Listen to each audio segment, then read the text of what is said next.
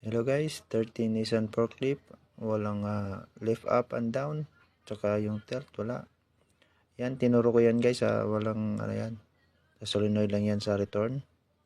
Then yan guys, yung solenoid, yung nasa baba, yan yung solenoid ng lift up and down. Then sa tilt, marumi yan guys, kailangan linisin. Mabawa kasi yan.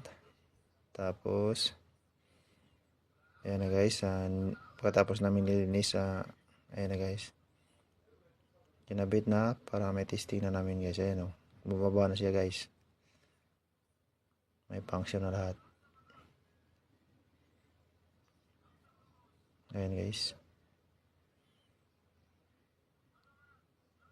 pasensya na guys, hindi ko nakuhanan yung kwan pagkabit namin yan guys, tsaka yung paglilinis ng kwan hydraulic solenoid